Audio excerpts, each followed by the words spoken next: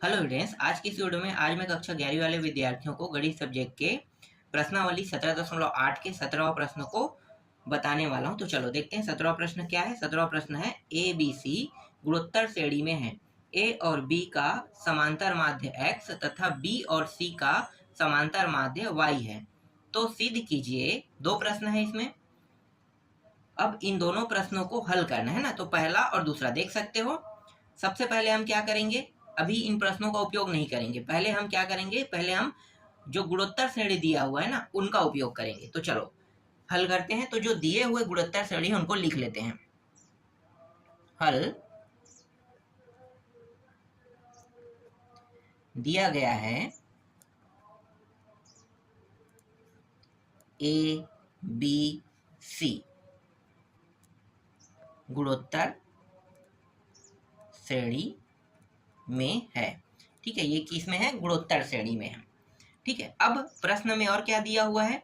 प्रश्न में A B का समांतर माध्य है ना, तो ए बी का समांतर माध्य, तो यहाँ पे मैं लिख लेता हूं ए और बी का समांतर माध्य बराबर कितना है, x है ना। इसी तरीके से और क्या दिया हुआ है, जो b और c है, b और c इसका भी समांतर माध्य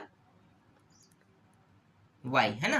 तो यहाँ पे देखो, यहाँ पे थोड़ा सा मैं गलत कर दिया हूँ। ये समांतर माध्य खुद क्या होता है, समांतर माध्य x होता है और ये होता है y होता है। चलो कोई दिक्कत नहीं, ऐसा आप लिख सकते हो। ठीक है, तो ऐसा लिख देना। ठीक है, यहाँ तक आपको समझ में आ गया। जो दिया है उसी बस को मैंने अभी लिखा है। ठीक है, अब क्या करेंगे, देखो तीन पद है। ये गुणोत्तर श्रेणी में जो दिया हुआ है ये तीन पद में दिया है ना।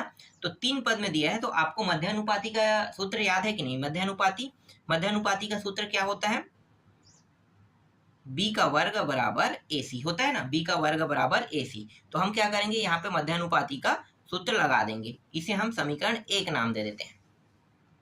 ठीक, समीकरण 1 हमने नाम दे दिया। अब यहाँ पे देखो समांतर माध्य है ना x, तो यहाँ पे मैं लिख लेता हूँ x बराबर ए बी। जब भी हम समांतर माध्य निकालते हैं तो क्या करते हैं, जोड़ते हैं और 2 से भाग दे देते हैं। तो x बराबर ए बी अपान 2, इसको हम समीकरण 2 नाम दे देते हैं। ठीक है, अब यहाँ पे देखो b और c का समांतर माध्य y कह रहा है, तो y को यहाँ पे लिखो और यहाँ पे b प्लस सी लिखो और समांतर माध्य का हम नियम लगाते हैं, तो ये इस तरीके से नीचे में 2 आ जाता है। ठीक है, यहाँ तक आपको समझ में आ गया। अब क्या करेंगे, जो प्रश्न पहला था ना उसका लेफ्ट हैंड साइड का उपयोग करेंगे। तो यहाँ पे मैं लिख लेता हूँ लेफ्ट हैंड साइड प्रश्न पहला का ना, तो पहला नंबर यहाँ पे डाल भी देता हूँ। पहला प्रश्न का लेफ्ट हैंड साइड क्या था, ए एक्स प्लस सी वाई। ठीक है, यही था लेफ्ट हैंड साइड। अब इसको आगे हल करते हैं, तो a और यहाँ पे देखो x की जगह पे क्या रख सकते हैं, x की जगह पे हम पूरा ये मान रख सकते हैं। तो यहाँ पे जो x है उसके जगह पे क्या रखेंगे, a प्लस बी अपान 2, फिर यहाँ पे प्लस है c और यहाँ पे जो y है उसके जगह पे हम पूरा ये मान रखेंगे, तो b प्लस सी अपान 2।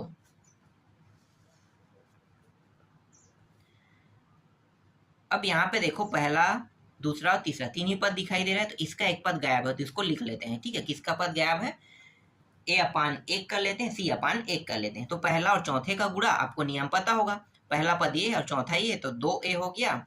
और तीसरा और दूसरे का गुणा, तो 1 और a प्लस b का गुणा करेंगे, तो a प्लस b बस रहेगा। फिर प्लस सेम टू सेम ये भी होगा, 2c और b प्लस c। ठीक है, ये इस तरीके से। अब यहाँ पे जो 2 है उसको मैं उभयनिष्ठ के रूप में निकाल लेता हूँ बाहर, तो ये उभयनिष्ठ के रूप में बाहर निकल गया। यहाँ पे सिर्फ a बचेगा, a प्लस बी, यहाँ पे c और b प्लस सी बराबर। अब देखो हर बराबर नहीं है, जब तक के हर बराबर नहीं होगा तब तक के ये जुड़ नहीं सकता है। तो हर को क्या करेंगे, बराबर करेंगे। तो ये जो b प्लस सी है इन दोनों के साथ गुणा होगा और इसका गुणा इन दोनों के साथ होगा, तो कर देते हैं। तो b ए बी हो गया और सी ए सी। ठीक है, और यहाँ पे प्लस लगा दो और इसका गुणा यहाँ पे कर देते हैं, तो ए सी प्लस बी सी। अब इन दोनों का भी साथ साथ गुणा कर देते हैं, है ना। तो ए बी, ये आ गया ए बी प्लस बी का वर्ग यहाँ पे दिया है, बी का वर्ग, ठीक है। इन दोनों का गुणा होगा बी का वर्ग हो जाएगा, फिर ये दोनों का गुणा होगा तो ये हो जाएगा A C plus C B, C B, ठीक है। अब यहाँ पे देखो b का वर्ग दिया है, तो b के वर्ग की जगह पे हम क्या रखेंगे, मान को रख देते हैं, ठीक है। b के वर्ग का मान क्या था, b के वर्ग का मान देखो शुरू में आते हैं, यहाँ पे देख लो ac है ना, तो ac हम क्या करेंगे यहाँ पे लिख देंगे, तो a plus b a C plus a c B c है ना, और यहाँ पे 2 था तो 2 को भी लिखते जाएंगे, ठीक है। ए बी ए सी इसके जगह पे हमने रख दिया, पहले से यहाँ पे ए सी है और ये सी बी है, ठीक है। अब देखो ये सेम टू सेम है, प्लस प्लस सभी में है ना, ए सी ए सी ए सी ए सी बी सी है ना, सी बी बी सी ये दोनों एक ही है, तो ये पूरा कट गया, बचा क्या, ये आगे में जो आपको दिखाई दे रहा है यही सिर्फ बच रहा है यहाँ पे, तो बच रहा है, इसको हम यहाँ पे लिख देते हैं, तो राइट हैंड साइड क्या हुआ, सिद्ध हुआ, ठीक है। समझ में आ गया, राइट हैंड साइड क्या हो गया, सिद्ध हो गया। तो 17 का पहला प्रश्न बन गया। अब 17 का दूसरा प्रश्न बनाना है, तो 17 का जो दूसरा प्रश्न है वो क्या है, 1/y x और 1/y है, और सिद्ध करके क्या लाना है, 2/b लाना है। तो लेफ्ट हैंड साइड यहाँ भी क्या करके चलना है, लेके चलना है। 1/x की जगह पे क्या रखोगे भाई, x की जगह पे आपको रखना है a प्लस बी अपान 2, फिर 1, और y की जगह पे b प्लस सी अपान 2, बस इसको रख के हल करना है। यहाँ पे मैं इसको आगे और हल नहीं करूंगा, आपको पता है कैसे बनाना है, आपको समझ में आ गया है। दूसरा प्रश्न बना के खुद देख लेना, जो उत्तर मैंने अभी राइट हैंड साइड में लाया ना सेम टू सेम, वैसे ही यहाँ भी ये भी सिद्ध हो जाएगा अगर आप बना के देखोगे तब, ठीक है। तो डायरेक्ट अब नेक्स्ट प्रश्न पे चलते हैं। तो चलो अगला प्रश्न देखते हैं। देखो 18वां प्रश्न, गुणोत्तर श्रेणी का प्रथम पद a और अंतिम पद l है, सिद्ध कीजिए कि n पदों का गुणनफल al n/2 होता है, ठीक है। तो इसको हल करते हैं। तो आप सभी को पता होगा कि जो सार्व अनुपात है वो क्या होता है, r होता है ना। तो यहाँ पे हम क्या करेंगे, मानेंगे, यहाँ पे दिया तो नहीं है, तो माना सार्व अनुपात r है, ठीक है, सार्व अनुपात r है, तथा प्रथम पद n पद है ना, प्रथम पद n पद, तो n पद तक के इस प्रश्न में दिया हुआ है, ठीक है। तो प्रथम पद तो a है, लेकिन n पद तक के कह रहा है। देखो सिद्ध कीजिए कि n पदों का गुणनफल है ना, निकालना है हमें। तो प्रथम पद n पद, तो n पद के बाद जो प्रथम पद है वो a रहेगा, द्वितीय पद क्या रहेगा, ar रहेगा, तृतीय पद क्या रहेगा, ar का वर्ग रहेगा, है ना, इस तरीके से। और ये कहाँ तक के जाएगा, ये ar(n-1) तक के जाएगा, ठीक है। यहाँ तक के क्या होगा, जाएगा, ठीक। यहाँ तक आपको समझ में आ गया। अब देखो सभी में a यहाँ भी a है, तो a सब में दिया हुआ है, ठीक है, और n-1, तो हम क्या करेंगे, इस a को इस तरीके से बाहर लिख लेंगे, ठीक है, और यहाँ पे इसके ऊपर में घात लगा देंगे n, क्योंकि ये आगे बढ़ते जा रहा है, तो इस तरीके से जाते जा रहे हैं ना। तो यहाँ पे हमने क्या कर दिया, घात को n लगा दिया। अब यहाँ पे क्या बचेगा, यहाँ पे सिर्फ अब r बच रहा है ना, r का वर्ग। देखो यहाँ पे बच क्या रहा है, इसको कोष्टक में लिख लेता हूँ, तो r बस बच रहा है, r का 1 घात, r का 2 घात, है ना। तो ये r का 1 घात, फिर r का 2 घात, इस तरीके से ही बचेगा, ठीक है। फिर r का 3 घात, तो यही बच रहा है ना, और यहाँ पे r(n-1) बच रहा है, ठीक है। तो इसे इस प्रकार से लिख लेंगे। अब a का n घात, अब r का देखो लगातार घात क्या है, 1 2 3 इस तरीके से है, तो इसको मैं कैसे लिखूंगा, r का घात 1, और देखो सभी घात है ना, तो क्या होता है, इसको प्लस प्लस करते हुए लिखेंगे 2, क्योंकि गुणा के फॉर्म में है। देखो इनके फॉर्म में, मतलब गुणा के फॉर्म में होने में गुणोत्तर श्रेणी है, तो सब क्या होते हैं, जुड़ जाते हैं, ठीक है। तो जुड़ जाते हैं, तो इस तरीके से हम क्या करेंगे, इसे लिखेंगे n-1 इस प्रकार से। फिर आगे an, और ये r का घात, इसको कैसे लिखेंगे, r का घात ये हो गया। और ये अगर इस प्रकार से दिया है, समझो इस प्रकार से अगर ये दिया है, तो इसका मतलब ये होता है कि यहाँ पे ये जो श्रेणी है ये n-1/2 होता है, ठीक है। ये जो घात है ना, ये जो घात वाला जो दिया हुआ है, देखो ये घात है, तो इसका मतलब क्या होगा, इसका मतलब ये होगा कि ये जो n है और ये जो यहाँ भी n यहाँ भी n/2 होता है, ठीक है। तो ये हम क्या करेंगे, यहाँ पे लिखेंगे। अगर आपको इसको बताना है तो आप बगल में बता सकते हो इस तरीके से, चूंकि 1 + 2 + 3 जो घात है ना वही वाला एरिया बता रहा हूँ, इस तरीके से प्लस n-1 ये जो होता है इसके बराबर होता है n-1/2, ठीक है। ये होगा n-1/2 हो गया, ठीक है। अब आगे क्या है कि यहाँ पे जो 2 × 1 है ना, प्लस n-1 -1 इस तरीके से कोष्टक में होता है। और ये दी क्या कहते हैं, सार्वंतर जो निकालते हैं ना, तो ये सार्वंतर है और ये n पदों का है और ये 2a, मतलब ये समांतर श्रेणी है ना। तो समांतर श्रेणी के नियम के तहत जब बनाएंगे तो ये हो जाएगा n-1 और ये 2। तो ये सूत्र का उपयोग हुआ है, समझो। तो यहाँ पे जो मान आया देखो, ये ऊपर का पूरा ये है, ठीक है। इसी को अगर आगे हल करते जाएंगे तो ये क्या बन गया, इसके बराबर ये n-1 बन गया, ठीक है। क्या बन गया, n-1 बन गया। और ये सब चीज कट फिट होके है ना, सिर्फ हमें क्या प्राप्त हो रहा है, n बस प्राप्त हो रहा है। तो इसी प्रकार से यहाँ पे n-1/2 जो यहाँ पे इस पूरे के जगह में आया है, ये डायरेक्ट इसी प्रक्रिया से आया है, ठीक है। किस प्रक्रिया से आया है पता चल गया, ये पूरा इस तरीके से हल होके इस प्रक्रिया से हमें ये प्राप्त हुआ है, ठीक है। अब यहाँ पे देखो नीचे में 2 है, लेकिन इनके घात के नीचे में 2 है क्या, नहीं है। तो हमें क्या करना है, इनको भी बराबर करना है। तो बराबर करने का तरीका क्या है कि 2 ऊपर में भी गुणा करेंगे, ठीक है, और नीचे में भी, मतलब इस तरीके से 2/2 लिखेंगे। तो ये क्या हो गया, 2/2 इस प्रकार से लिख देंगे। फिर Rn n-1 और इसका घात भी 2, ठीक है। अब देखो n/2 दोनों में है, तो a 2 अलग लिख लो और यहाँ पे जो घात दिया हुआ है ना, जो n/2 इसको इस तरीके से अलग लिख लेते हैं। r यहाँ भी ये n है ना, 2 नहीं है, n-1 और गुणित n/2 दोनों को मैंने क्या कर दिया, अलग अलग कर दिया है ना। अब n/2 दोनों के घात में ध्यान देना, दोनों के घात में है तो क्या करेंगे, बाहर निकाल देंगे। तो इसको कैसे लिखेंगे, a का घात 2 और r का घात n-1 है ना, इस तरीके से कोष्टक बंद। और ये जो n/2 दोनों में है, तो दोनों में है तो इसको इस प्रकार से पूरा बाहर में लिख देंगे।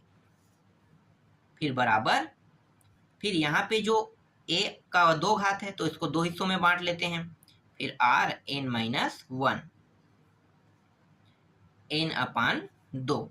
तो ये जो Rn-1 है ना, तो इसके जगह में प्रश्न में क्या दिया हुआ है, देखो प्रश्न में यहाँ पे आप देख सकते हो L है ना, L आ रहा है।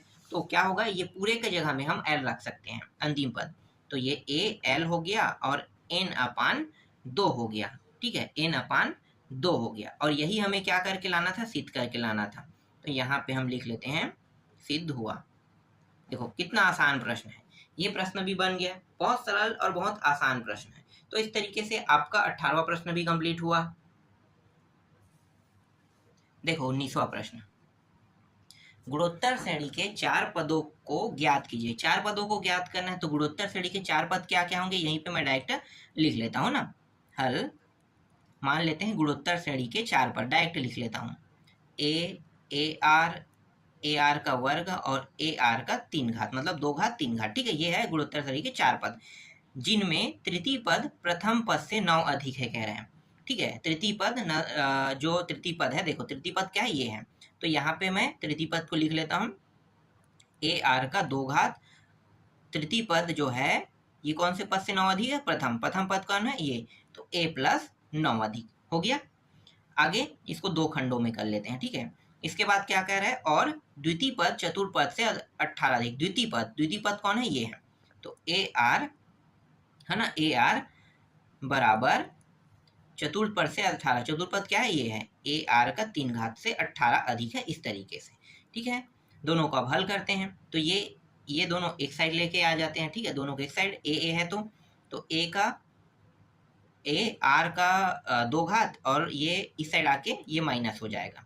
ठीक है, यहाँ पे 9 बचेगा। सेम टू सेम वैसे ही यहाँ पे करते हैं, ए आर इस साइड ले आएंगे तो ये माइनस हो जाएगा, ए आर का 3 घात बराबर यहाँ पे बचेगा क्या, सिर्फ और सिर्फ 18 बचेगा। ठीक, साथ साथ हल कर रहे हैं ना। यहाँ पे देखो इन दोनों में से ए उभयनिष्ठ निकाल सकते हैं, एक उभयनिष्ठ निकाल दो, आर का 2 घात माइनस 1 ये 9। इसको हम समीकरण 1 नाम दे देते हैं।